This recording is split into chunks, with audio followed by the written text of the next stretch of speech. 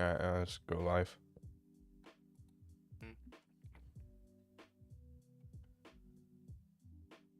There we go. So, how are you doing tonight? Fine. Cool. So, is there anything you want to start off with? Do you have another slideshow for us or anything? Sadly not, no. Unfortunate. So it's a debate on economic methodology, i.e., praxeology versus the logical positivist empiricism type of deal, right? Seems like it. Yep. So I suppose we could just go over methodological dualism first of all. Are you aware of what that means? No. I could, based off the name, I have a good guess, but you should probably explain it. So basically, there are sort of two types of different propositions that you can have as the Austrians see it. There's like the first type would be stuff like, well, children prefer McDonald's to Burger King. Germans drink more beer than the Frenchmen do, and stuff like that. Where these types of statements you can reasonably take the negation of them. You could say that instead of children preferring McDonald's to Burger King, they prefer Burger King to McDonald's. The negation still makes sense of these statements. Then there's another type of statement. There's stuff like, oh, there's mutual profit in every voluntary trade, or interpersonal conflict is possible only in scarce goods, stuff like that, where the negation makes absolutely no sense. It's riddled with contradictions, stuff like that. So these are clearly two distinct types of statements.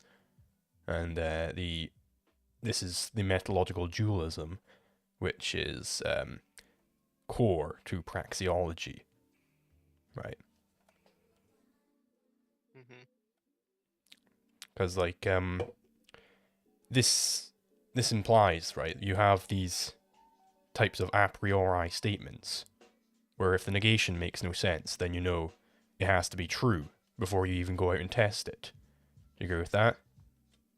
Yeah. So is that not a concession of the point of contention then? Well, I'm not sure how useful that method is. Well, if you have these praxeological a priori truths in economics, then surely that's going to be the way to go about studying it. You'd be missing the point if you went out and you tried to test these a priori truths. Well, then the issue is, like, what are some truths? I can't think of too many. Ooh, we could pull up a couple here maybe. Mutual profit and voluntary trade. That's one. But how far does that get you? Like, Well, that's at least one truth. Law of diminishing marginal utility. That has to be the case. You can have all manner of catalactic analyses based on a priori truths. well, but so both of those don't take you that far. First of all, I mean, neoclassicals accept pretty much both of these. That they use empiricism as well. And for the first example, two people, you wouldn't do anything if, even if you don't necessarily, so if you trade and don't necessarily, at the point of trade, you think you will profit in the future, but that doesn't necessarily mean in the future you'll still think that was a good trade worth engaging in, right? Well, sure. So it's ex ante mutual profit. Yeah. So I mean, it has its use, but it's not necessarily it doesn't get you that far. But this is the point: is Austrians, we can get as far into economics as you could get without going into nuttery, right? You can say, well, we can get further with empiricism, but are you getting further understanding of economics or something you just made up? Well, for example, that rule that whenever you engage in any behavior, you think it's going to be sort of better than the alternative. Wouldn't so if someone was going to mug you with a gun and say, give me your phone, in that case, you're going to give him your phone, and you're going to do that because you'll think it's better than the alternative, right? Same principle, but it doesn't get you very far, right? It's still not a good Well, situation you're in. No, that would not be the same. That's not a voluntary trade, though. That's an exploitative exchange there. And we know Well, this yeah, because they had to be forced. They weren't the ones making the choice there. They were choosing between, whether to acquiesce to the exploitation or whether to resist it, right? That yeah. is a choice they made, but they were forced into making that choice. They didn't decide, well, I want to give this guy my phone now. They were said, hey, you're going to give me this phone or else I'm going to do something awful against you. No, I agree, but that's still the same principle, isn't it? I mean, Right, so you engage. exactly, so we can analyze them all praxeologically, if that's what Okay. you're meaning, which is, I would say, a good thing. But I really want to get down what exactly it is you think empiricism is taking us further into. Like, how is empiricism taking us any further than praxeology? So I still think there aren't many praxeological truths that can get you very far. In some instances, you don't know how large the effect of a certain policy or whatever variable will be on the other. You can test this. You can, for example, just test, significance. And sometimes you might even, you might not find some logical problem in whatever someone claims is an a priori truth. But if you test it and it turns out not to be the truth, there must be some kind of Oh, logical how error, on earth right? could you test it and find out that it wasn't the truth? Well, I mean, so if you say, for instance, it's true that the minimum wage reduces employment, and you find that's not true, then there Oh must be no, a how on earth problem. would you find that though? You could natural experiments. How on earth could you experiment? How could you have such an experiment to test whether the minimum wage would reduce employment? Well, you How can. would you go about disproving that? Well, first of all, there's theoretical examples. So for instance, this is another point. You have two theoretical models, both make sense, but only one can be true. You can test which one is true, and studies to do this regarding the minimum wage would be natural experiments. So you have two areas that are basically bunched together, say two sort of counties next to each other in the US, similar income, same sort of demographics. One has a minimum wage increase, one doesn't, and you observe the difference basically in Well, employment trends. this isn't actually doing anything because there are different variables between those two counties. There has to be, or else they'd be the same county. Well, they've What the largely Austrians been. are doing is they are showing objectively that the minimum that there's an example in Germany that people often bring up where Germany they raised the minimum wage and unemployment fell rather than going up, and it's like, well, hey, look, all these economists were wrong because the unemployment fell after we had a minimum wage. But what the Austrians go like is, well, no, the unemployment would have fallen more if you didn't have the minimum wage. You are affecting a counter tendency to the unemployment falling is what you're doing when you have an increase in minimum wage, and that's Right. objectively the case. No, but then you have a control group, right? So you could say it would have Again, even fallen. with the control group, you aren't keeping all other variables equal. You can't have these empirical studies. That's the problem. You can't study human action like this because you cannot keep all the variables equal. Well, I mean, you can certainly. There'll be some variables that differ, obviously, it being Yeah, a which different means that you county. cannot do the scientific method on it because you have differing variables. Well, not to the same extent as in medicine, but if you have two similar counties, you do the test hundreds of times, and every single time there's no statistically significant difference. Doesn't that sort of tell you something? Well, that's because we assume in stuff like medicine that it's time invariant. That we can keep these variables the same, right?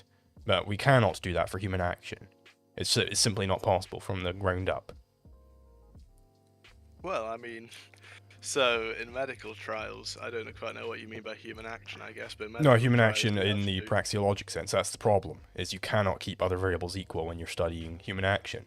Because you necessarily, like, let's say I'm studying the effects of I'm studying anything. Knowledge will have to change in the course of this study, at least the knowledge of the scientists doing the study. But as the knowledge is changing, those value scales, which are impacted. Like, what you're choosing to do is impacted by your knowledge. So you are going to be choosing different things, or at least you might choose to do different things. So you cannot keep that variable the same. Well, I would agree with that, but wouldn't that certainly give you something? I mean, what? So what would a variable be in that case that could Well, the sort of be knowledge that people extraneous? Well, what? have has to change over time. How would the knowledge affect anything at play here? Because if you have different knowledge in your head, you're going to choose different things, or at least you might choose different things. You don't know that you in order to remove that variable, you'd have to make it such that nobody was learning anything new, which is impossible if because you're doing this study where the entire point is to learn new things. Well, the researchers are learning new things, but the researchers aren't going to sort of have an effect on the population that they're studying, are they? But if you're studying human action in general, you're studying the effect of this policy in general, that's going to apply to the researchers as well. They're part of it. I don't understand what you mean by that. So, I mean, the basic point is, I'm going for the more hard line point, in case you, to sidestep a potential criticism, but maybe I'll just go for the basic point of, well, people's knowledge is changing over time.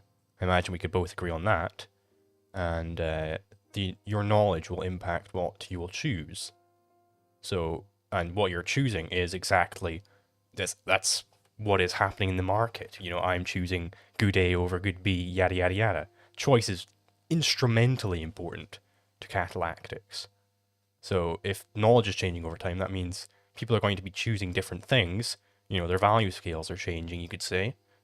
So you cannot keep that variable constant. You cannot keep value scales constant. But in both of those regions, the sort of information is going to be changing. Mm-hmm. And if at the end of the research there is no significant difference between both of them, why can't you say if we increase the minimum wage, there won't sort of be any massive employment effects? No, you could objectively say that if you increase minimum wage, you'd have more unemployment than otherwise. No, you can't. Oh, you absolutely can. How? So, I mean, I thought you said earlier that you agree that it's a priori the case. No. Okay, well then let's go over it. So, you have, if you are upping the minimum wage, there are going to be people, you will tend to have people who will then, their labor isn't worth the new minimum wage. It's less than that. Let's say the maximum I could sell my labor for as a janitor is $12 an hour. And then the minimum wage was $9 an hour, then it goes up to $13 an hour. How on earth am I going to get a job as a janitor? I can't, right? Unless I assume that the person is an idiot and just wants to be charitable and give me money, right? But they're not going to tend to do that. There's going to be a tendency towards me not getting a job now, whereas there was a tendency towards me getting a job now before, because I would actually generate money for the employers. But this way, I'm going to be losing them money. You're making the assumption that people are being paid what they're worth, right? So if you're being paid 5... Well, it's about how much you're generating for the employer. If I'm generating less than I'm getting paid, how on earth am I going to keep a job around? Well, that's what happens if you lift the minimum wage up too high of a threshold, but if you don't Right, lift but it as much... but in general, as you're raising the minimum wage, you're going to have a tendency for unemployment to fall. If they tomorrow raised minimum wage by 1/1,000,000th of a penny, yeah, it's probably not going to change a whole lot, but it would have a tendency. This is why we use the word tendency a lot. It gets rid of all the muddiness of, well, there might not actually be any specific individual who's affected by this, because, it just so happens that the raise kept within everybody's boundaries of how much they are actually providing to the employer. But you're going to have a tendency, as you're raising the minimum wage, unemployment will also go up. You keep winding it up, unemployment will also wind up with it. Well, you're making some assumptions in there. So you're assuming that there's some sort of competition, that firms don't have as much control in wage setting.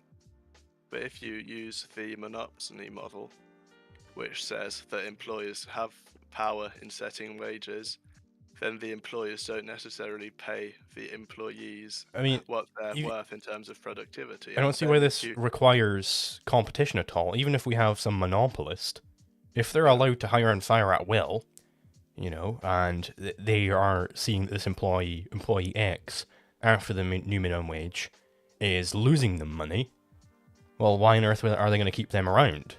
The argument still applies. no, they're still going to generate revenue for the business. But they're losing them money. The amount they generate for the business is less than what they're getting paid. If you raise the minimum wage too high. Yes, so as you raise the minimum wage, unemployment will tend to go up. No, Yes, like it can go up if you use the if you raise the minimum wage beyond some threshold, then the people in the class below that threshold will not be able to get a job. And if you raise the minimum wage below that threshold, you can increase the amount of jobs. Yes, exactly. So as you lower the minimum wage, you have a tendency for people to get jobs, and as you raise the minimum wage, you have a tendency for people to lose jobs. Wait, no. So if you use you just said that though. I didn't. For any given threshold, if you raise the minimum wage to that threshold, you'll tend to be kicking people out of work. And if you lower the minimum wage to that threshold, you'll tend to be getting people into work.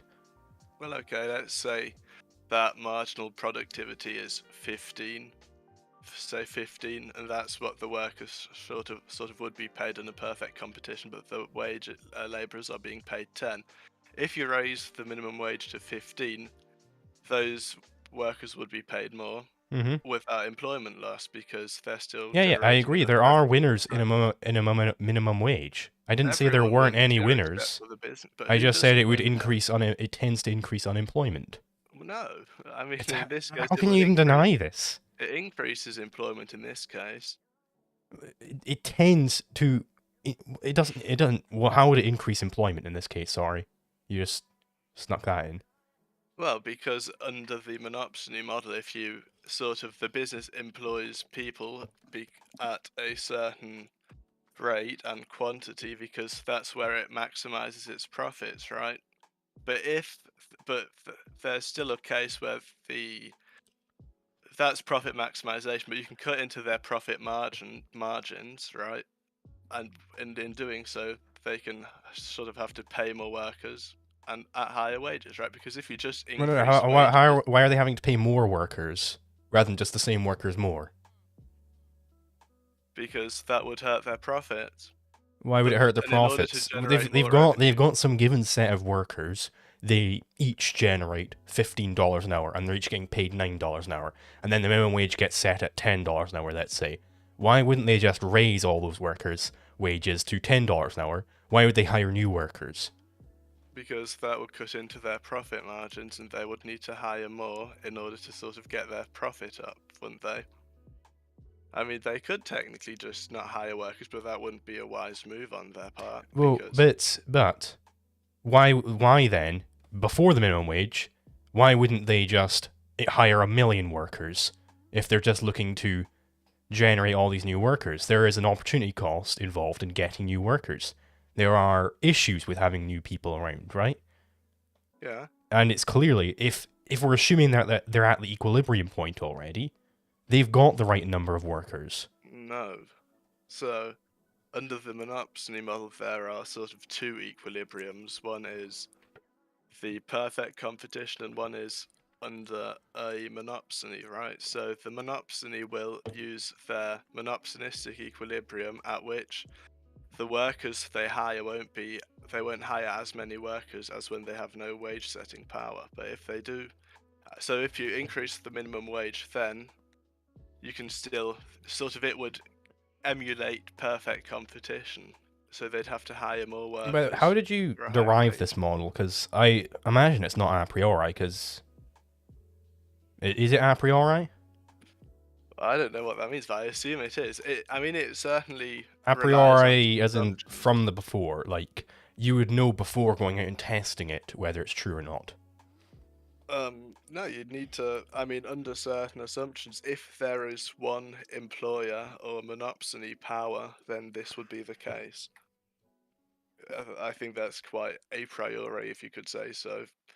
So fair enough. I don't think there's really much point in tussling over the specific a priori. We can tussle on that, but I think it's really important to get down the actual methodological issues here. So you said before that these praxeological truths of mutual profit and voluntary trade, unitary profit and exploitation, stuff like that they don't get us very far. That you wouldn't know the effects of a given policy, but you absolutely would know the effects of a given policy. I'm just gonna cede the ground to you that you're correct about your monopsony model. So then we say, right, the state wants to implement a policy of a new minimum wage, and then we would know a priori what this is going to do. We would know if there is no monopsony, then it's going to tend to increase unemployment. If there isn't one, it'll tend to increase employment, right? Yeah, but how do we know? So we know that a priori. No, we don't know if Well, there's a but we do, monopsony because or it's not. based entirely on a. So we don't know if it's a monopsony. Can you define monopsony for me then? So if there is sort of one buyer, so one employer in a given area. I mean, could we not know that? Can we Well, not just look out to the market and go, right, there is a monopsony in this market, so therefore a priori it will increase employment.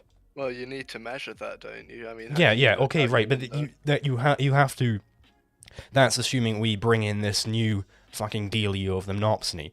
I just gave you that, right? But we would know a priori if there's a monopsony, then it will increase. If not, then it will decrease employment. Yeah. We know that a priori, so we know the economic effects of that policy before it happens. No, not necessarily, because I mean, if there's a big debate. What do you mean, not whether necessarily? What's the alternative there? Either there is a monopsony or there isn't. Well, I mean, that is true, but we don't know to what. So obviously, there's not just one buyer, so it depends on the degree. Oh, of so monopsony it's power. not when there's just one buyer. Well, no, that's how a monopoly is sort of one business dominating the market. But there's such a thing as monopsony power, and that also works. So if there's like 3 employers, maybe the monopsony. I mean, what's the cutoff point then? It's arbitrary. You said this was a priori, though. Under the monopsony model, it is that either sort of necessary. It seems like this. How did you derive this model? Well, so if there is one employer, it is true that the more. So it is true you have your. It's hard to explain the whole supply and demand thing.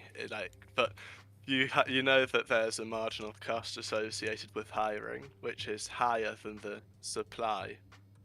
Basically the wage people are willing to work at. So the higher the wage, the more people are willing to work, right? That is different from the marginal cost, right? So the more you hire, the higher the marginal cost of employing someone is. Because you can't wage discriminate. So if you hire sort of one person more at a higher wage, you'll need to pay everyone a higher wage. So the marginal cost curve sort of increases more hold on. than this. If you pay one person, okay, right, we can get past this then. If it's going to be difficult to explain, but you could Google Monopsony Model and just click on images or something, you'd see it. I mean, imagine there'll be an Austrian who's debunking it. Now show up. I think Walter Block said something about it. I watched the debate with him and Brian Kaplan, and Walter Block said, no, that's false, it's false, but I don't think it is. I mean, in any case, we could, let's say, do you agree that the economic calculation problem is a thing? Yeah.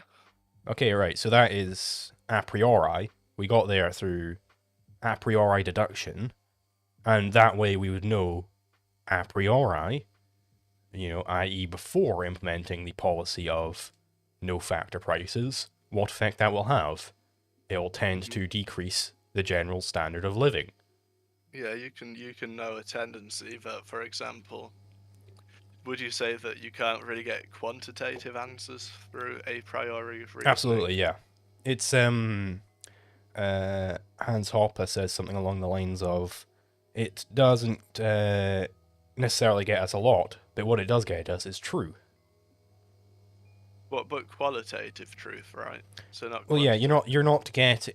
you're getting the qualitative stuff. Like, I know that by the law of marginal utility that I will use this beer in front of me to satisfy my highest ranked end. But I don't know a priori what that highest ranked end will be, right? It might be drinking it, it might be pouring it out, it might be throwing it against a wall. You don't know what the highest ranked end will be.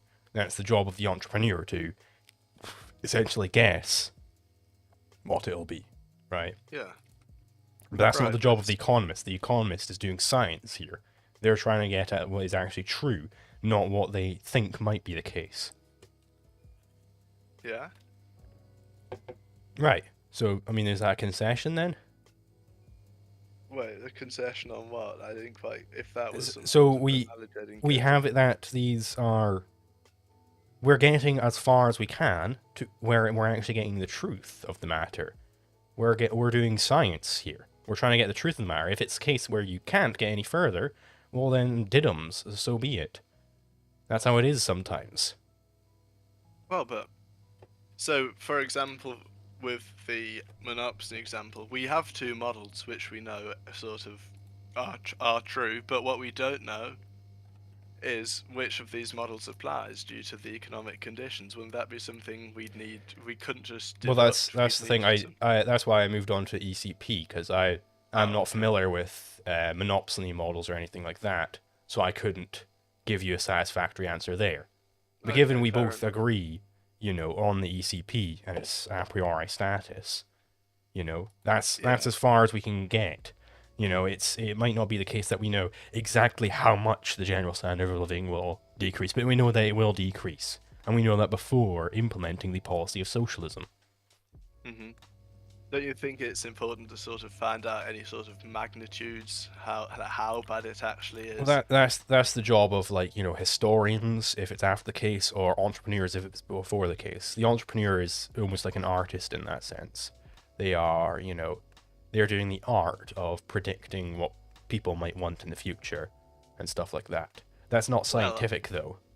if say some government agency wants to, for whatever reason, nationalize something, and some economist wants to sort of say this will lead to with a confidence interval in the reduction from 4 to 7% in GDP. Why isn't that useful? Or But can't because I we don't do think it's that? possible to do that. Okay. I think they're making an epistemological failure when they're trying to do stuff like that. Okay. I mean, for the ECP, it's not very sort of easy to think of any examples where anything you could sort of study besides the effect of nationalization. So in this case, we sort of do know it's going to be bad. We don't know the Hmm. magnitude, but that's up for historians, is it? Yeah, because you could not possibly know the magnitude beforehand. No, but you could have a good guess, couldn't You you? could have a good guess, but that's the job of the entrepreneur, not the scientist. Well, but which entrepreneur is going to nationalize anything? No, that's what I'm saying is the entrepreneur is predicting these things like what will I want to do with my beer, or Oh how yeah. bad will this policy of nationalization be.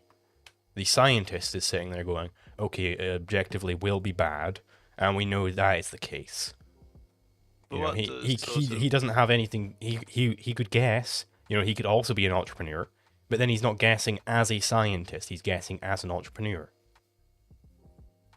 well, but what do they usually like when you think about stock market fluctuations? They usually base it off some sort of economic analysis or But I don't research. think they do base it off economic analysis. That's the point. I think they are guessing. They'll just be like drawing like fucking humps and valleys and shit, and be like, oh, that means there'll be another hump after this. It's like, well, you're just guessing. You're just doing entrepreneurial shit, but you're veiling it in like this mysticism of econometrics and whatnot. It's just they're not doing proper science. Well, I agree. I don't think sort of technical analysis is proper science, but when you sort of want to find out, say, if some if something were to happen, if say a pandemic were to break out, or if a plane crashes in an airline, by how much would the uh, stock price fall? Wouldn't that be something that's interesting? So through Yeah, risk, it's so if I invest in interesting, this but and like something goes wrong, how much would I lose? you can't scientifically predict that.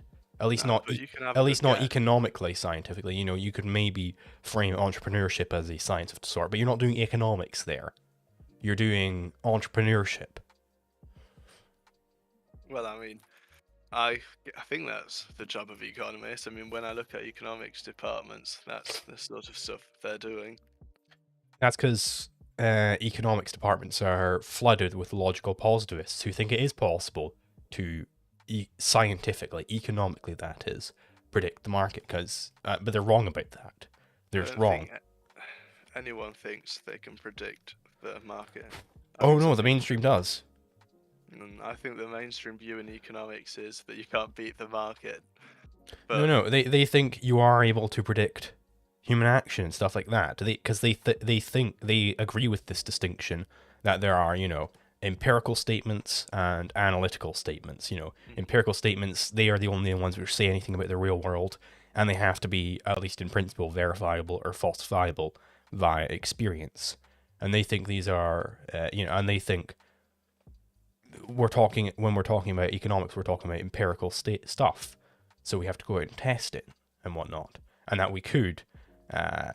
They have these any predictions in science. It's in the task. It's in the form of if A then B. So if we implement a minimum wage, then this will happen. And stuff like that, and then they have to go out and test this, like you were talking about before. I Like mean, they think it's possible to predict these things without a you priori can't knowledge. They think it's all predictions based in empiricism. predict them exactly, but you can sort of within them Right, but that confidently then when talk it's about it. then when their predictions don't play out, they would say, right, that's a falsification, so we need to adapt the hypothesis. They think Yeah, it's all hypothetical statements. but I mean, I'm saying there are a they, priori statements, and it seems like you agree with me that there are a priori statements. So maybe you're a bit of a dirty Austrian too. I'm not philosopher enough to sort of know whether there are a priori things. Some of them seem reasonable, but I mean, it's sort of in economics about the minimum wage. You just mentioned it again. Isn't so? If we study the minimum wage 100 times, and there's never sort of a decrease in employment near 5%, let's say, shouldn't we say with certainty, or great certainty, no, you won't see a reduction above 5% because it sort of never happened? I mean, it's unlikely. I mean, that's just what's the fucking name of it? Propter ergo something hawk or whatever. Like it's just well, this happened back here, so therefore it'll also happen in the future. It's a No, but fallacy. It's the I mean, same. It's the same fallacy. Pro-democracy people are like, well, I mean, look at all these Western nations. They have democracy and they're doing great. It's like, well, no, they're doing great in spite of democracy rather than because of democracy. I disagree with that based on a bunch of research. But let's say again about something else. I don't think they're trying to make sort of predictions that are written in stone. This is going to be the case, right? You use p-values, sort of 95% uh, uh, thingy probability and stuff. So we can say with 95% certainty that this event wouldn't have happened naturally. But You know? all of the statistics and whatnot, that applies in the natural sciences. I don't dispute that. Yeah. That applies in natural sciences perfectly well, but not in economics, because economics you're studying human action, so it's not time invariant. But if we have some sort of time series going over 100 years, and we sort of we construct our statistics and our p-values, why can't we, if we engage in a policy and this sort of changes above the 95% And like maybe p-value, why can't we say that's a you are meaning doing like that's predictive meaningful? stuff there, and I imagine many entrepreneurs use probability models and stuff like that Yeah. in their work, but they're not doing economics, is what I'm saying. They're not studying the science of economics, because the science of economics, it has a very large epistemological hurdle it has to face. That is the fact of human action. The fact that, these value scales change over time. I mean, sure, but I don't think economists are making any sort of predictions to this scale you're sort of When they're trying to do laying. any of these predictions, they are making a methodological failing. They are But they'll not have approaching the p-values. science of economics correctly. I don't understand. They're not. So if you say we are 95% certain, it's not like they're saying this is the case. They're just talking about certainty. But that's not economics. That's probability theory, But why? right? I mean, I can assure you, when studying economics, you can do a lot of probability That's theory.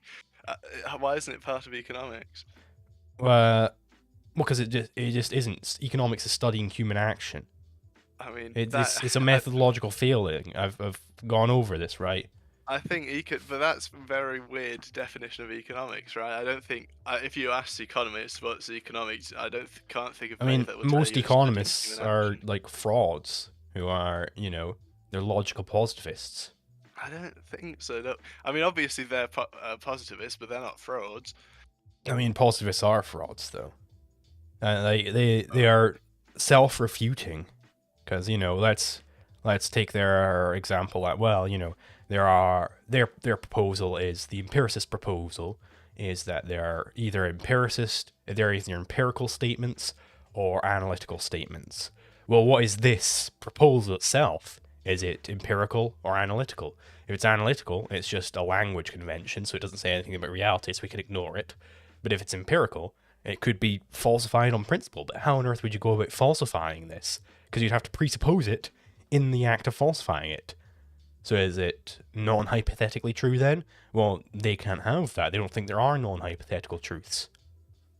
Well, it's likely. It's not true. It's not false, but it's likely. What do you mean by likely? How do you know that it's likely the case that there are, that their proposal that there is empirical and analytical statements, and that it's only empirical statements which apply to reality? How do you know that it's likely the case? Well, I don't mean that is likely, but they don't say this is an economic truth. They say it is likely that this X will affect Y in this Right, way. this is all derived from their epistemology, which is flawed to its core. Like the rotten tree will bear bad fruit. So, if we have evidence of one policy leading to X 100 times in the past, wouldn't that be useful in saying it will probably do the same thing again? Certainly, it might be useful, but you're doing entrepreneurship there. But I mean, I think you're just defining sort of economics out of existence. You just have a definition I'm absolutely of economics. not, because I'm going into what the proper methodology of economics is. But if economics is sort of whoever does praxeology, then of course economists aren't doing economics. But would I my mean, economics? can you Yeah. are you disputing that economics you're studying catalactics and the man alone, as it were? I'm not sure what that means. So you're studying the economy of exchange and the economy of the lone man. What does he do?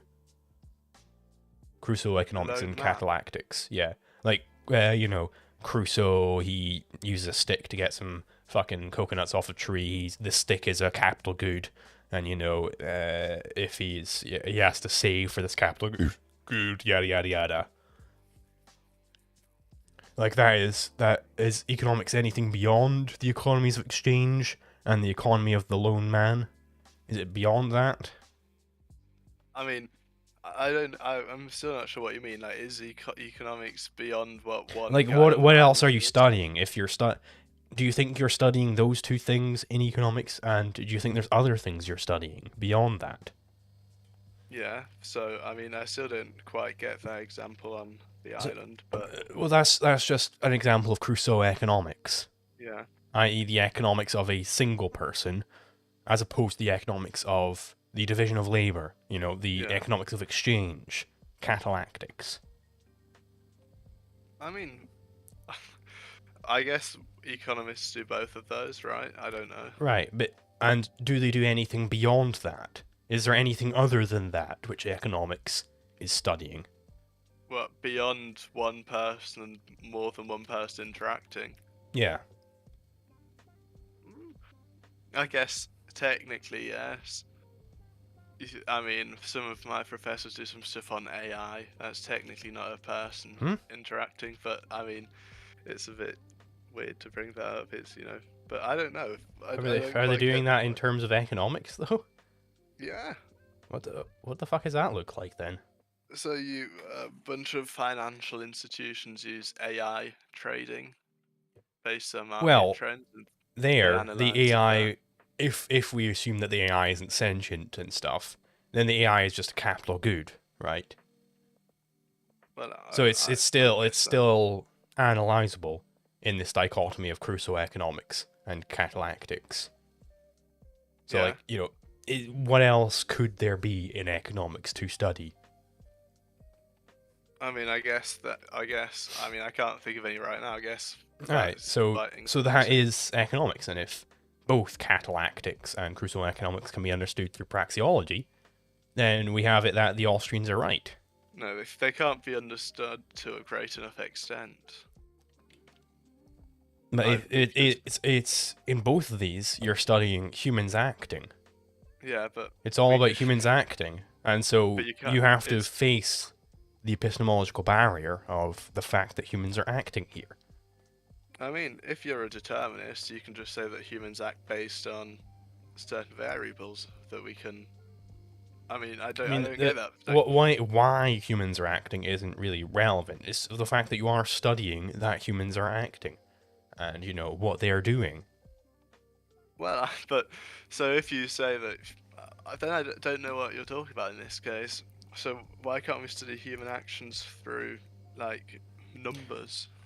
Because you have this this issue. Well, I mean, you could suppose have like Crusoe has 500 berries, but we'll ignore that case, right? It's you have this problem as I've set forth where you have it that necessarily you could not keep other variables equal.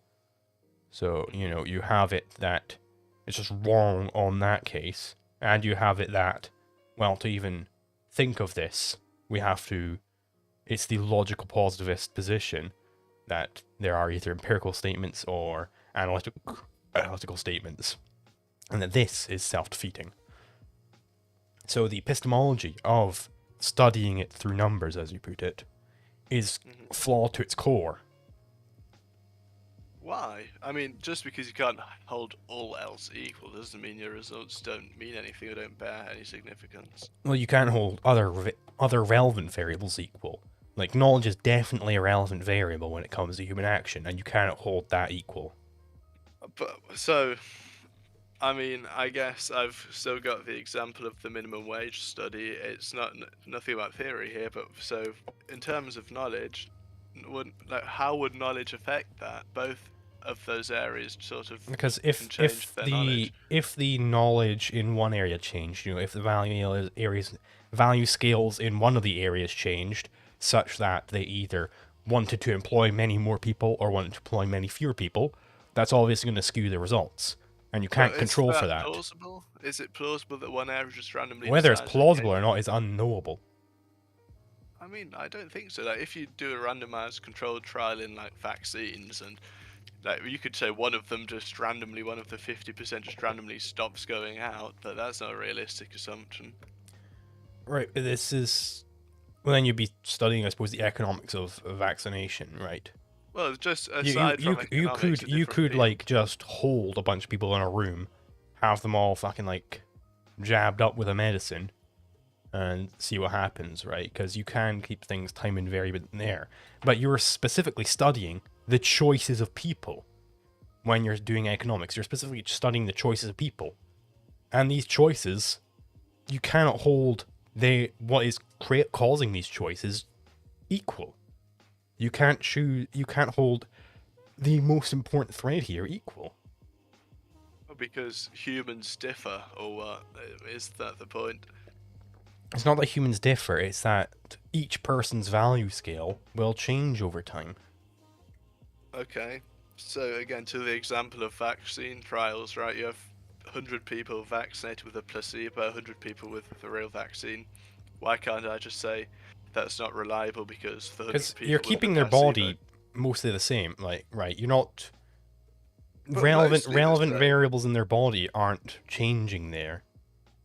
But neither in the study of the Well, two in the study areas. of the two areas, though, relevant variables are changing. Specifically, the knowledge that people have and their value scales. Those are changing variables, and those But are why relevant because doesn't? you're studying people's choices. But so I mean, about vaccination, you're studying people's choices whether to go out or not. I I mean, mean, you're not it's studying people's choices when you're vaccinating them. You're studying whether they might get sick. yeah, but that is also based on it's not just a function of vaccination; it's a function of It how might be often people fed go out. into by choices, but it's not you're not studying directly the choices. Whereas in If people economics, you choose are to, directly studying what people are choosing to do. we're sort of studying the effect of choices, right? Not really the effect. You are studying, directly the choices. You are studying will people choose to have more people employed or fewer people employed. That's a yeah, direct study of the choices. but that Whereas produces vaccines, the unemployment what rate. people choose, that might affect things, and you might get some sort of error rate because of that, right? That is true. But in economics, you aren't directly studying the choices. In economics, you are directly studying the choices. Well, I mean, sort of as a dependent variable, or what do you mean? As yeah, the dependent variable. It's like if you were to have you were studying the effect of temperature on pressure. So you just had this vessel, and whilst you were heating it up, you kept changing the size of this vessel such that the pressure was changing, and then you're trying to figure out what the effect of temperature was on that. You'd get nowhere, right? You wouldn't be able to study this properly. Okay. And So what similarly, if you're about? studying people's choices and why they are choosing things is always changing, their scale of values is always changing, how on earth are you able to study this empirically?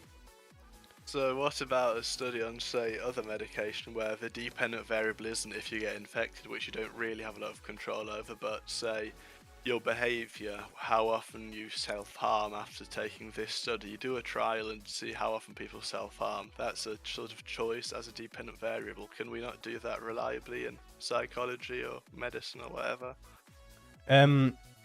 I suppose psychology is sort of it's definitely a separate field to praxeology. Praxeology takes for granted the value scales, right?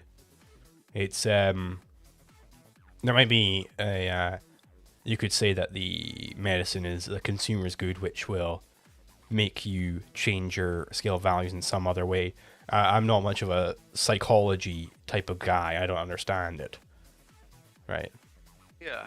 But I mean, in that case, you're studying a dependent variable, right? How often people self-harm after taking something. So, Yeah, so and obviously, maybe they do have some flawed epistemology in there. I've not really looked into the epistemology of that specific. I know about the epistemology of something like mathematics or physics and economics, stuff like that. I know about way more. So like I'm drawing from that. So maybe it okay. is the case that they are doing something flawed there. I don't know. But I mean, I I assume mean, that if you, it might even be the case because I hear there's a replication study, a replication crisis, sorry, in psychology especially. So maybe it is the yeah, case that they have some bunk epistemology going on.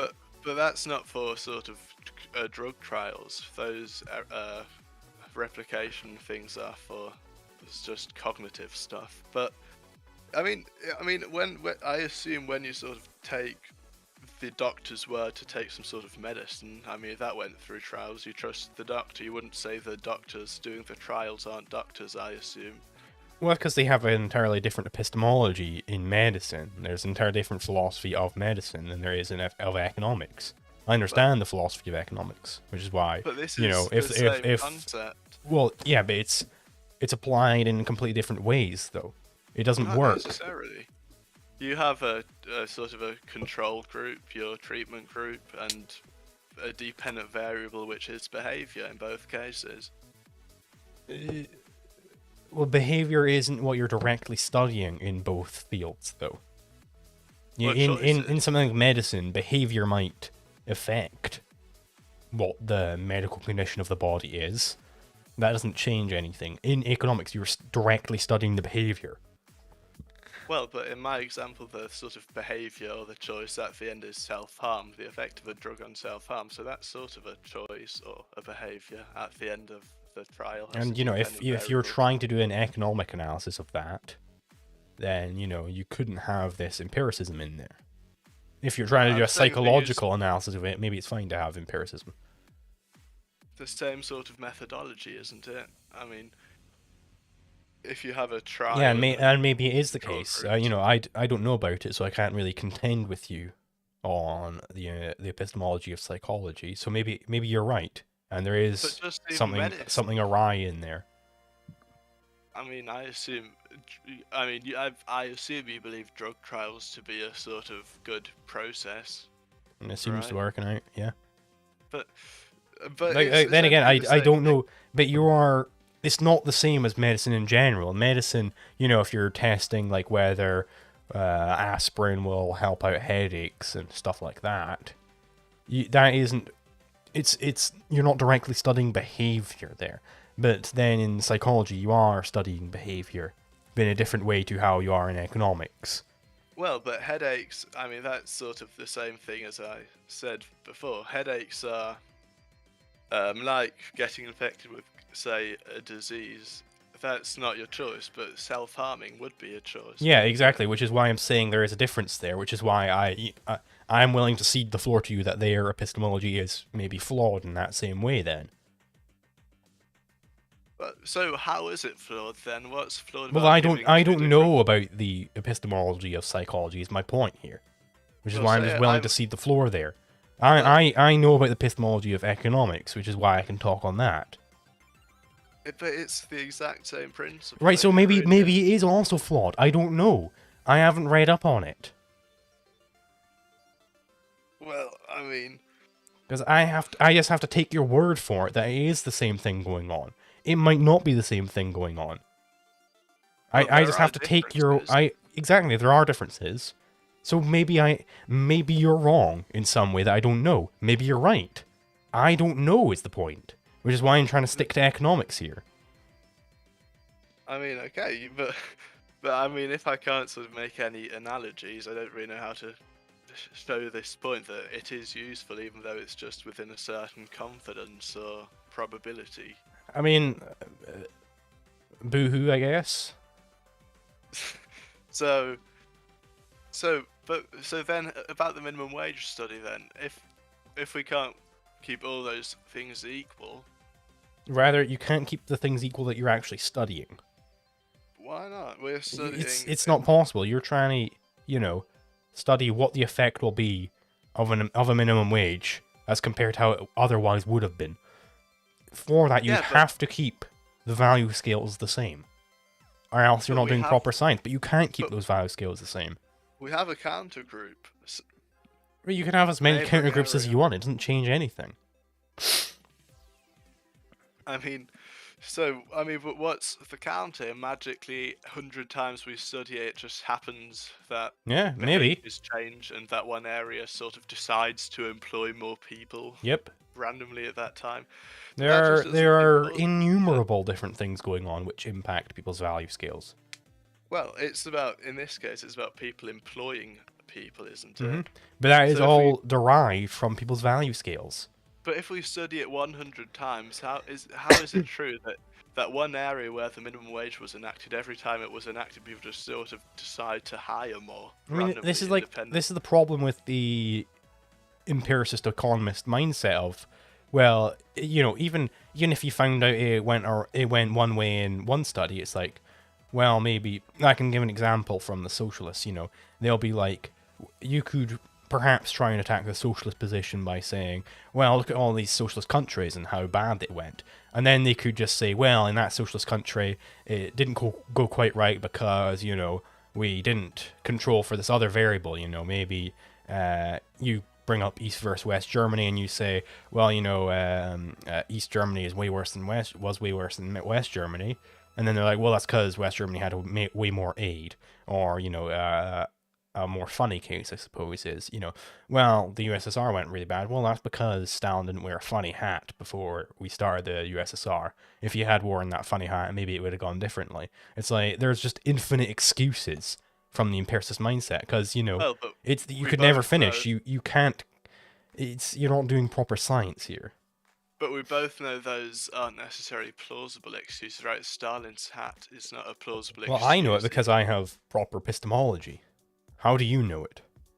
Well, you don't know how much Stalin's hat caused, but I mean, we can just. I mean, it doesn't make if no they sense. could give me an a priori argument for why Stalin's hat would impact the ability of socialism to cost account, right? Well, in economics, you would include that in your regression, right? Aid and stuff like that. You control for that. See if it's significant. If it isn't, you exclude But it. you don't know if it's significant because you're guessing essentially. You're just No, I mean you have p-values. They're quite. the p-values don't change any of what I'm saying though. How? I mean, Because you can say can't with keep the 95 fucking values equal. You cannot keep ceteris paribus. Not perfectly, but I mean, Stalin's hat Not at isn't all. going to change much. Not at all. You cannot keep other variables equal at all. In something like physics, you can keep relevant variables equal. Well, but what in the minimum wage study would be a variable that would change?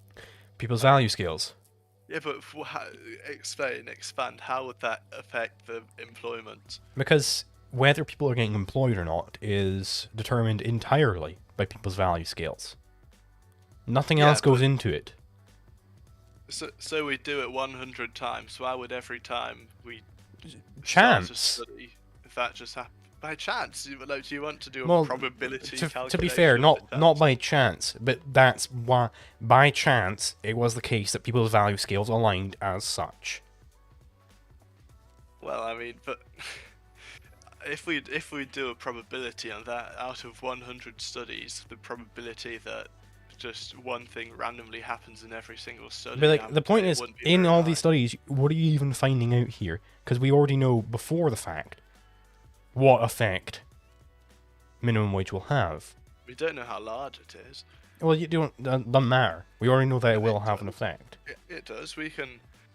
So for example, a big question at the moment is the employment loss great enough to outweigh the wages gained by the people that got a higher wage? What do you mean by outweigh? Sounds like you're doing a little bit of interpersonal utility comparison there. No, it's just in terms of money. It's pure money, but why does that matter? Well, I mean, if the goal is to make a lower class. So how would you find out? Right? How can you find out whether the employee? Because you can't know the actual quantity. You could guess, right? Entrepreneurs guess all the time, but you're just guessing. The quantity of how many people did lose their job because of this minimum wage socialism, and we can calculate elasticity. So a 1% increase in the minimum wage leads to a how much % decrease in employment. That we do that all the time. No, I don't think you are actually able to do that.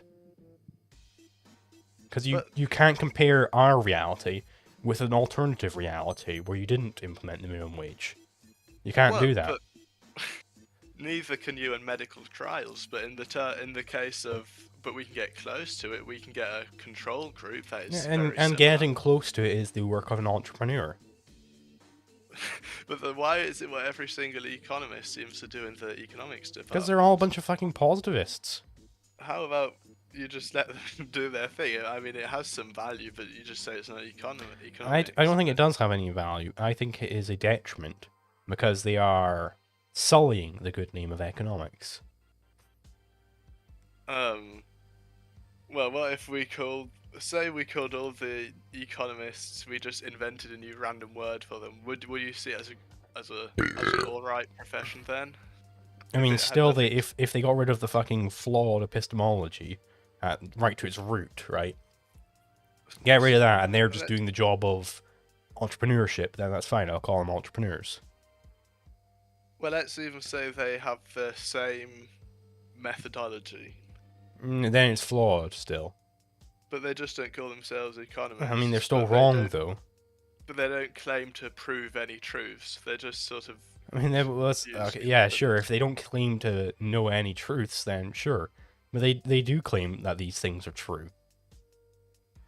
Well, okay, so I don't think that's why I want to, get them out of the way. Well, they claim that their methodology is correct. I mean, economists build models, but they don't say. But they claim their methodology is correct, which is my problem here. Correct for what? It is the correct way to go about science. Well, it's not the correct way to reach the truth or to prove anything. I'm glad you agree that it's not the correct way to reach the truth.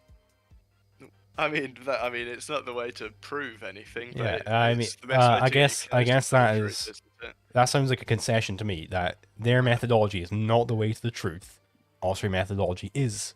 It gets you closer to the truth, doesn't it? How does it get you closer to the truth than actually getting to the truth?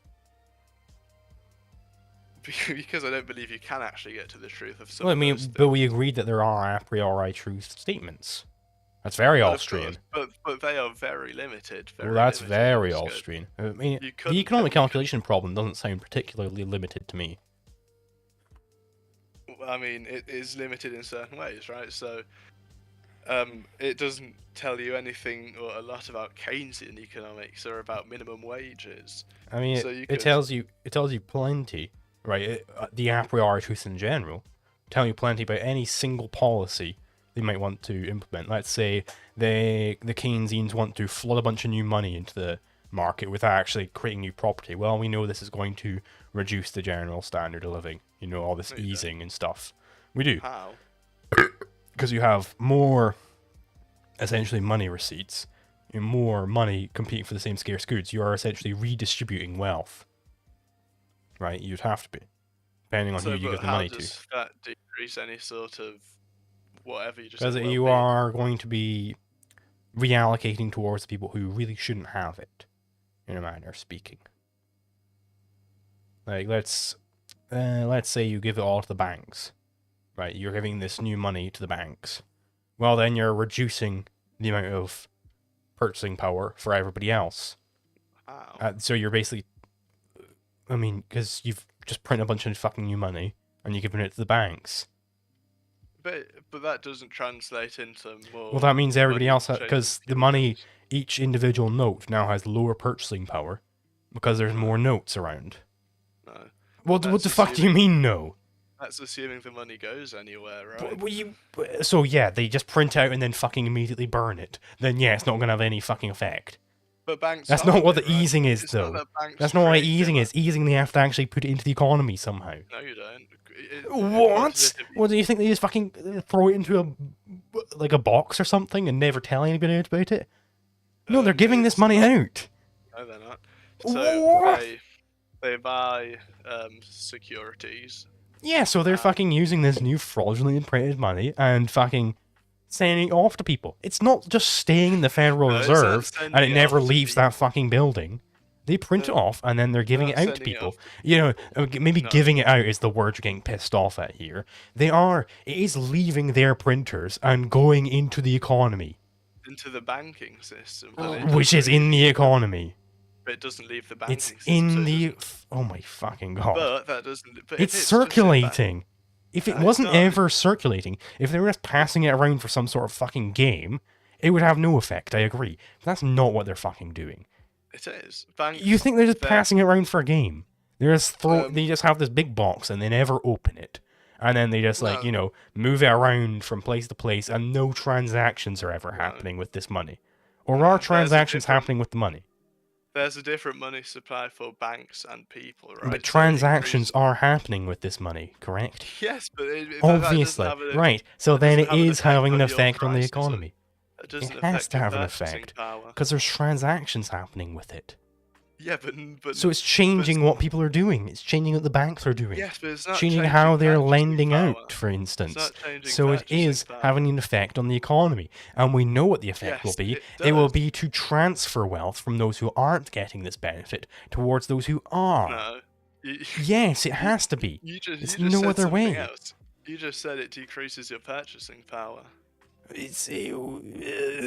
What do you think this money is actually doing? You think they're just having fun with it? Or are they actually can doing explain something it. with it? Yeah, they are.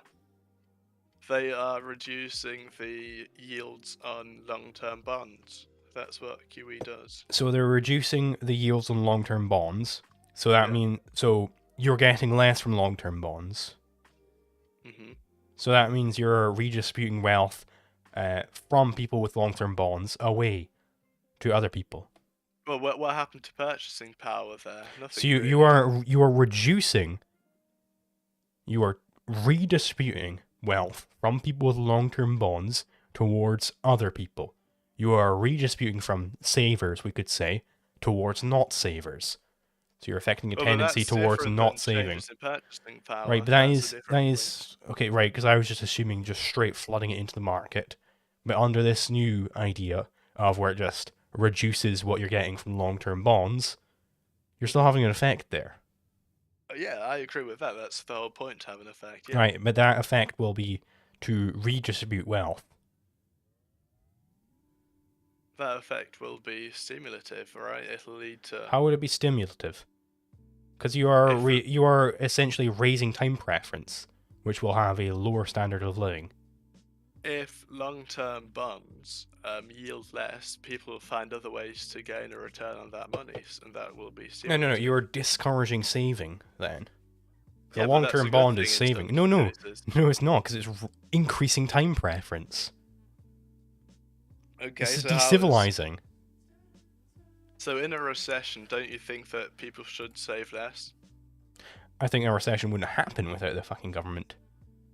I think the government this is I mean, irrelevant to that discussion, right? We won't go back into that again. But in any case, you are affecting a tendency towards an increase in time preference, no? Well, but you need to understand the context. We're not just doing it randomly. We're doing it if the economy is in a slump and it needs helping out. In a slump, so we need to increase time preference, have all this decivilizing effects that increasing time preference has. People need to spend more. Otherwise, why do they need to spend more? Well, because if you produce things but people aren't spending as much, no one will buy the stuff you produce, so that'll just be a wasted production. This is overspending. That's underspending. You underspend. No, you are overspending by artificially making people have higher time preferences. Yes. That's overspending, i.e. spending above and beyond what the free market would have. Spending. Okay.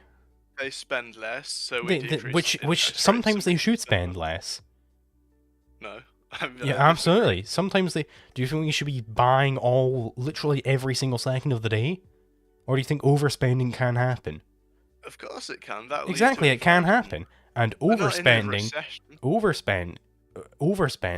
is when you have it that people are spending above and beyond what they would have without all this artificial increase of time preference. But think about it like this: when QE happens, it's not just in a good market. It's not just randomly. It's in a recession when people aren't spending.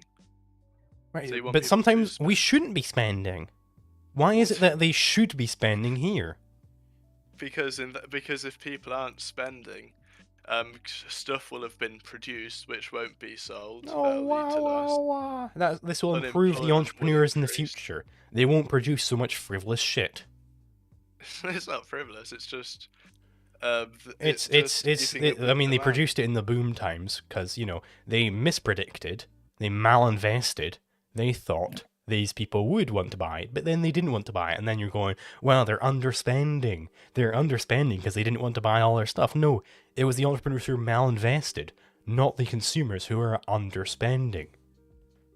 Well, aside from that, you'd have a 10-year-long depression if you just let them save. Yes, and when I drink a whole lot, I have a hangover the next morning. I don't go, wow, the hangover's the problem here. I best fucking, down some vodka. The hangover is recovery. It is, but what are you recovering from? From a loss in demand? You're recovering from the fucking malinvestment present in the boom. There isn't any malinvestment. You think there's no malinvestment in the boom?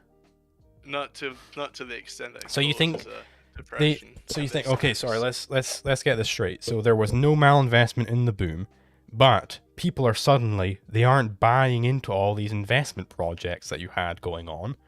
We're just calling that underspending rather than malinvestment. It wasn't that the entrepreneurs mispredicted what people would want to buy. It's that people are just being stupid and not buying what they should be buying. Yes. This is insane. No, it's not. This is insane. The investors, by definition, didn't predict right what people would want to buy. Well, obviously not, because but you can't know that from the past point, right?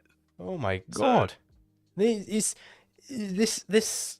reframing of malinvestment to underspending is really insane. It is underspending though, because if you keep okay, right. What caused the underspending then? What caused them to spend below what they would have otherwise? Increases in uncertainty. Say one big business. What increased the uncertainty? Not the government. So they would have spent that as otherwise, meaning without intervention. Anything. Say something in China happens. Say a power plant explodes. Say some bank fails. That can increase uncertainty. Right, and because of this increased uncertainty, you really should be saving more. Because you go, right, shit, there's all this uncertainty going on, I might save. That is not it's perfectly rational. No, that is not underspending. That is spending exactly what you should be spending at. Because there's all this uncertainty on the horizon, you don't want to spend as much. That is perfectly rational. No, what is irrational is the state fucking forcing people to then spend more. Because there is uncertainty. There is uncertainty. They shouldn't be spending as much as you want them to spend. It's self-reinforcing. So, for example, if everyone thinks there's some sort of bad thing going to happen and no one spends, then something bad is going to happen. But if you just make people spending, nobody's spending on my housing projects. I mean, it can be anything. People don't buy clothing. How about don't fucking have all this shit implemented by the Fed, and don't have the boom busts. Get rid of it. I don't think that's how simple it is, but that would be. It absolutely is. I mean, why do you think the boom bust cycle only started happening after you had all this money printing going on? No, it didn't. Do you think there was a boom bust cycle in medieval age? Yes. You think? And even before the back in then old caveman times when they had the old rock boom and then the fucking rock bust. Have you heard of tulip mania? Tulip mania? No, I've not. It's about tulips, so that should sort of. But anyway, I don't think boom and bust cycles started happening after the central bank. In fact, last time I cited research by Christina Roma saying that the boom bust cycles were sort of were worse before the central banks or before the Fed came along. I mean, they definitely came out, after state involvement in banking, right? Maybe not to the point of a central bank, but the state's still getting involved. Almost again makes it unfalsifiable. I mean, there were times before the state was involved in banking. There will be some sort of state whenever there's some sort of civilized. Well, that's not economy true. Making trades. Way more civilized if there wasn't a state. Well, then I mean, I guess monkeys under a tree dancing around a fire with coconuts wouldn't have any banking crises, but it also wouldn't be a desirable society to live in. No, but my point is, any given society, without the state, it would be better than with the state. Well, I don't think that's falsifiable. Oh, but this is why we have a priori deductions. So it gets us closer to the truth when we have a priori deductions. We don't have to look at falsifying things. We can just just determine it objectively whether it's the case. But for example, market failures and stuff like that. I mean, What do you think and market just failures are? Can you give an example of one of those? externalities, So, what would be an example of an externality, though? emissions, pollution. Right, but how is that a market failure? Because in a free market, you'd have, you know, a free market in arbitration, so you could have these torts dealt with through arbitration. You couldn't. I'll Oh, you give you could. an They example. used to be dealt with perfectly fine. Some fucking little old lady, this is an actual case, by the way.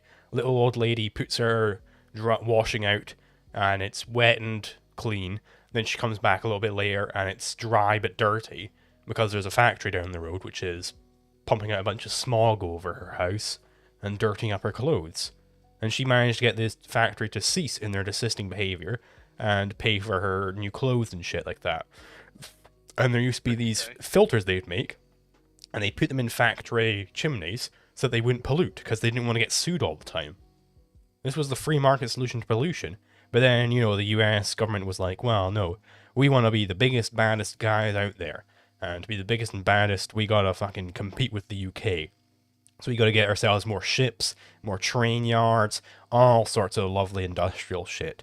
So we're gonna make it such that you're no longer allowed to sue factories on an interpersonal basis for polluting against you. And Okay. this was the state involvement in arbitration over these issues, which is where the EPA comes from. I'll give you an example then. I assume you accept the climate change and sea level rises. So say the sea level rises, someone in Bangladesh's house gets damaged. Who does that guy sue?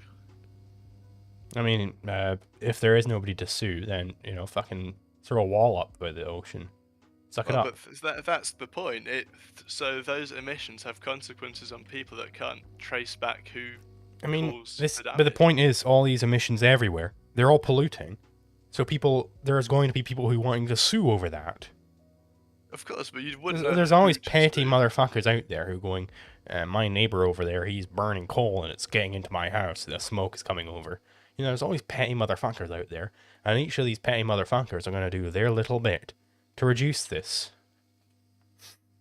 Well, you can first of all currently do that, and secondly, No, you can't currently do that. You have to go so through the EPA. I mean, I don't live in the US, I will know, but if someone here sort of blew emissions into my window, I could call the police. Well, over here, yeah, you could call the police, and then the police would be like, sucks, doesn't it? And then fuck No, off. I actually If they even find. showed up, right? No, I'll give you an example. The people across the road started burning plastic in their backyard, so we called the police and they stopped them. So, I mean, I can do that now. Yeah, but you have this monopolization, though, is the point. There are plenty of cities where they're covered in smog because of all these factories pumping out shit, Yeah, but right? that's not in sort of. That's going to be in China and places like that, No, there's right? smog in the UK. Well, I mean, it's been. I mean, I guess in London there was, but it's not as. I mean, it's been going down, hasn't it? I mean, only going down as much as the state will allow it is the thing. If the But state just simply didn't monopolize arbitration, then it'd all be fine, because you could just sue the fucking local factory who's smogging you up. wasn't all the smog happening during, like, the Industrial Revolution, which people often claim was the golden days of capitalism without regulation Oh, and those people are stuff? wrong. Yeah? Yeah. So what was the regulation leading to emissions back then? It was state monopolization of arbitration. That's what caused it, because you couldn't arbitrate over these disputes. I mean, I believe you could, but like, I just No, don't you see couldn't. where that. I know more about the US case, so I'll give you that. It's if you have a environmental dispute, you have to go through the EPA. So there'd be something like, hey, I'm a farmer and I use this lake for water, but then this factory down the road keeps pumping a bunch of like chemicals and shit into the water. It's turning my frogs gay and whatnot. And Yeah. you'd go to the EPA with this, and they say, "Oh, don't worry, sir. The factory actually has a license to pollute that much. They're within their limits that their license has. So they've got a pollution license." And then you're like, "Well, I mean, they're still polluting me." It's like, no, tough nuggins, eh? Get good, I suppose. So that in a free market, you'd say, hey, this guy's polluting me. And they'd be like, oh, that's a trespass, that's a tort. So you're going to have to stop that, Mr. Factory, sir. And then they'd be like, oh, okay, well, fucking stop polluting him. Right? Well, okay, if that's the case in the US, I'd obviously disagree with it, but the US isn't the only place where emissions come from. And not all emissions are so I would be direct. willing to bet money that in every single place where you had any sort of emissions problem, it's exacerbated by the state's fucking monopolization is the word of arbitration. Well, so, but what would the market do about, aside all of the arbitration, what would the market do in cases where we can't sort of determine who caused the damage? Well, I mean, what would the state do about that? Taxing Well, externalities, no, but but first you can't determine who is causing it, though. So how can you How could you? Who would you know how to tax? we know what's causing it, but we don't know who's causing it. We know that sort of CO2 Whoa. emissions are. So Well, so you. But then, if I have some local fucking CO2 producer, I'd say, hey, I know that they're causing me fucking issues here, so I want to sue them. You could do that. how would you prove that? I mean, fucking do it, Couldn't right? you? If Couldn't you you're like? saying it's possible to prove that they are causing this issue, then It isn't. it's possible to if it's possible for the state to prove it, it's possible for a fucking free market to prove it. No, I'll give you the case. So we know that CO2 emissions are leading to climate change, but but if someone is affected by, say, increased asthma due to emissions, we don't know. Was it the car that drove by 5 years ago? Was it the big factory? Who we don't know who it was, so we can't really sue anyone for that except Well, the we state have just putting this. a blanket tax. There was a burgeoning field of sort of pollution forensics, which was coming about with all these factories polluting people. They would like take like little particles of soot and chemicals and shit like that, which is produced in these processes, and they'd be able to trace back exactly which factory it came from. I imagine with an advancement in that, you could quite easily determine who it was. So what if someone gets asthma? You could operate or look in his lungs who Yeah, or like polluted just those take chemicals. like a sample of the air that he's breathing and see which factories are polluting him based on Well, like but then, but couldn't the factories just say, okay, it was some other guy that drove past in a car or something? You well couldn't then prove you anything be there. you take it to arbitration is the point. And But it wouldn't work, we're all would it? throwing our different experts out there, and eventually you can work it out, but it's going to be a far more amicable solution than the state saying, right, all these factories, we're just going to start robbing them now. Well, I mean, it would improve the market process, right? How would it improve the market process? And what does it mean to If the improve the market market?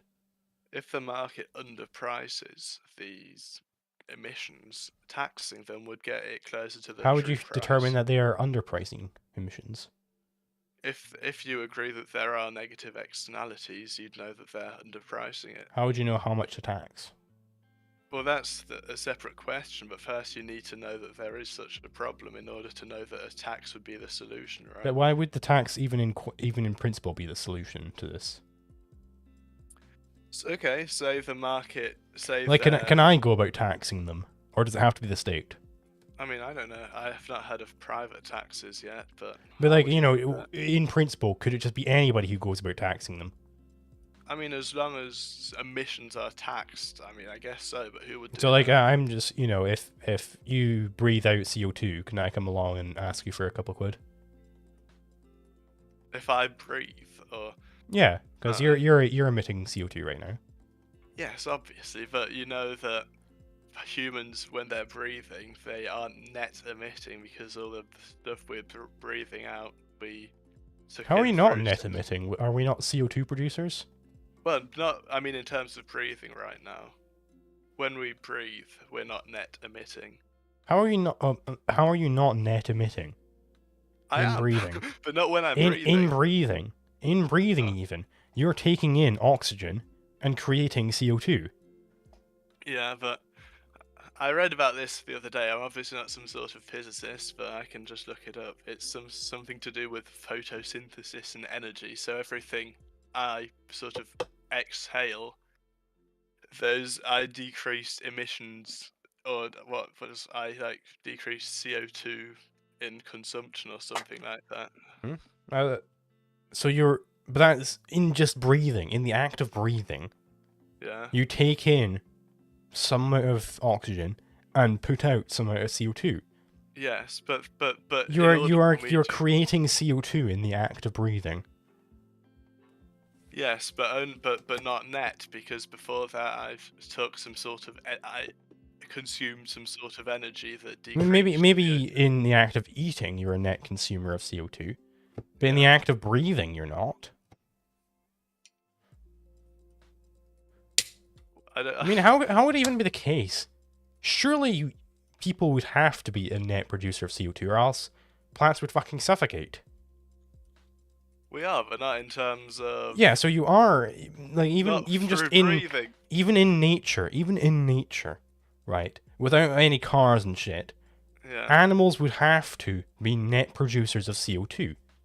And anyway, this is all beside the point. You are producing some CO2 coming out Yeah, of but you, not net. right? Some CO2 is coming out of you and Yeah. creating some problems. You know, if I go about stabbing some women and, healing up other women, I might be a net helper of murder victims, but I'm still a murderer, right? So I'll just accept that you aren't a net producer of CO2 somehow.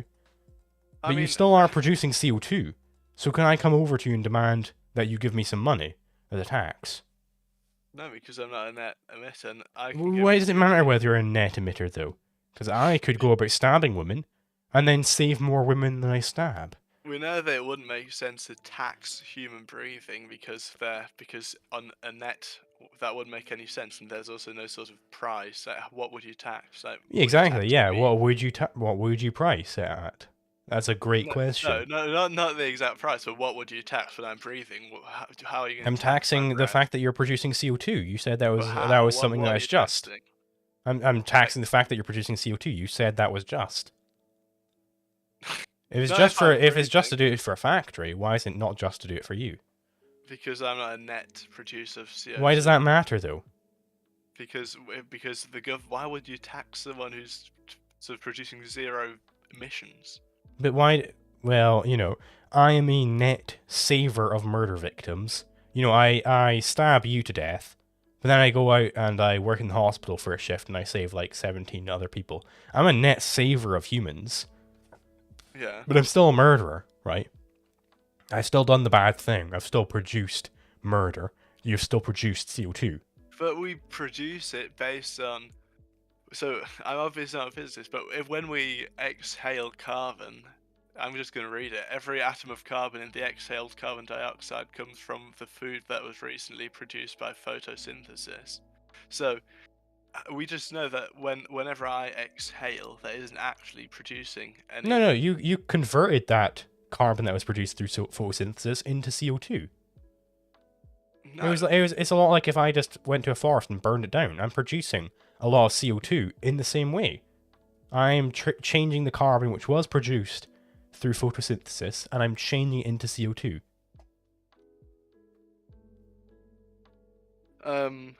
I just don't think it's the case. I mean, Well, it this is absolutely is the case. Burning when is I. very similar to what we are doing. That's why we need like But when antioxidants you and shit like burn that. something, what produced sort of the net counterbalance to your emissions? I'm not sure that there is a net counterbalance to your emissions. You are taking some carbon which was locked up in the plants and produced through photosynthesis, and then you're changing that into CO2. Like just like Google That is it. I don't know. that is net CO2 production.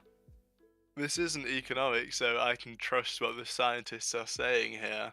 I mean, I looked it up a couple of months ago and just read everywhere that we're not that by breathing we're not net emitting because I mean, I really challenge them to define what exactly it means to net emit, because you are taking in something which isn't CO2 and creating something which is CO2. apparently you're taking something that is CO2 that I. You're not But taking something which is CO2 though. What? It's like the plants are creating all this lovely oxygen and all this lovely carbon for us to eat. So therefore, you have to take into account. We have to take into account the plants in our. No, we fucking don't. We take into account us. We're talking about whether we are net producers of CO2, not the plants and us put together. It's insanity. But anyway, it seems we've strayed off economics. Do you have anything else to say, or do you think that's us sorted? No, just that it would be interesting to look this up on the breathing because I found it interesting, but I obviously don't really understand it. I understand you study physics, so you might find it interesting. If you send into the DMs at some point, I'll probably get to it. But I have a lot of fucking shit to read That's alright. for it. Anyway, yeah, it was good to have you on. Thanks for coming on again. It's always enjoyable. If you ever want to do an ethics debate, I'm always here. I really want to do one of those with you. I'm not the person for that. Ah, come on, read some ethics.